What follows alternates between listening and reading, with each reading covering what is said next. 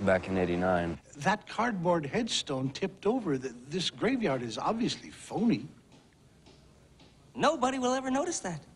Filmmaking is not about the tiny details. It's about the big picture. The big picture? Yes. Then how about when the policeman arrived in daylight, but now it's suddenly night? What do you know? Haven't you heard of suspension of disbelief? I had seen part of Plan 9 from Outer Space, and I'd seen part of Glenn or Glenda, or most of Glenn or Glenda, I think all of it. I thought he was a great filmmaker, you know. I thought he was, he did things, you know, like these tight shot on ears and stuff like that, in the early 50s people laughed at, and in the 80s David Lynch did them and people applauded them.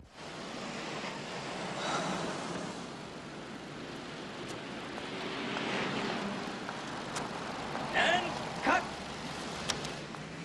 Print that, let's move on. Don't you want a second take for protection? What's to protect? It was perfect, huh? Well, I'm interested in the creative process. That's what I'm in it for, is the creative process and the collaboration and the experimenting and the possibilities of what can be. And action!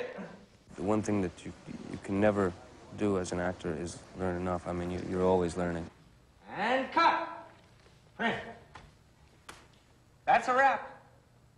And cut. That's pretty good. Good business. Good, Johnny. Just leave it at the end, just tighten it up. Cut, print it, and that's a wrap. Just tighten it up a little bit. Okay, ready? And action!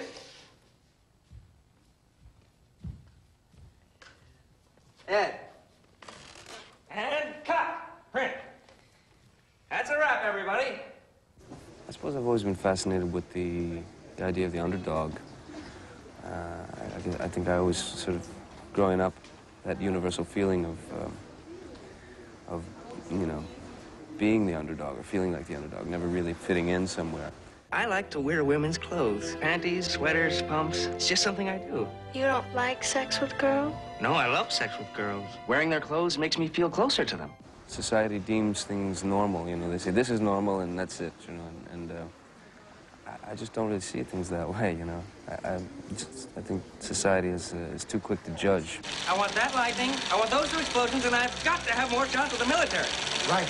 There's a ton of filmmakers that I really, really want to work with. One is Quentin Tarantino, who I think is real talented, real specific.